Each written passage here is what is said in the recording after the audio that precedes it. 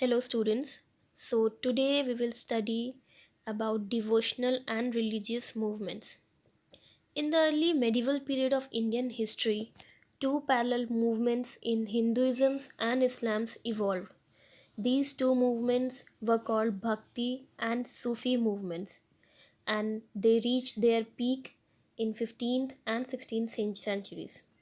The saints of these movements preach about universal brotherhood among the common masses through songs and poems. Now, we will read about the following topics one by one. So let's proceed. Our first topic is Message of Bhakti and Sufi Saints. Here we'll study that what message the Bhakti and Sufi saints give.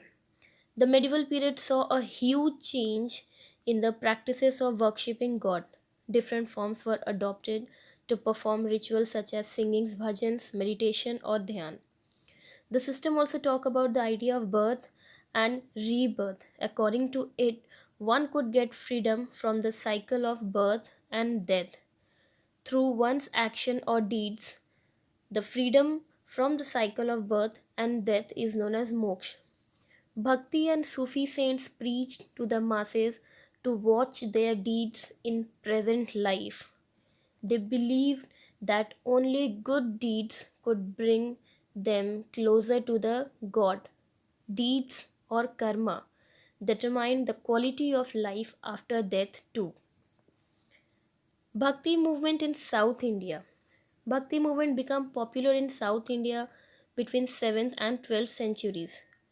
The Narayans, that is, saints devoted to Lord Shiva, and Alvas, saint who were devoted to Lord Vishnu, led this movement. These saints came from all the caste, which includes even the untouchables like Pulayas and Panas. There were 63 Nayarans who belonged to different backgrounds such as potters, peasants, hunters, soldiers, Brahmins, and chiefs. The best known among them was Appar, Sambandar, Surar, and so on. There were 12 Arvars who came from equally divergent background, the best known being Perilver, his daughter Andal. Their songs were compiled in the Divya Prabandhan. The Narayans and Alvars went to place singing the praise of their deities. Philosophy and Bhakti.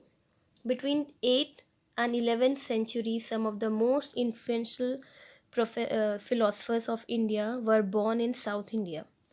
Among them, there was Shankara in Kerala and Ramanuj in Tamil Nadu. Here is the picture you can see.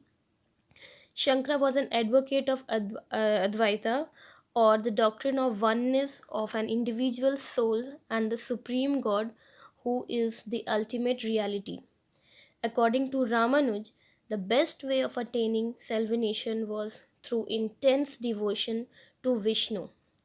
Ramanuj's doctrine greatly inspired the new strand of bhakti which developed in North India subsequently.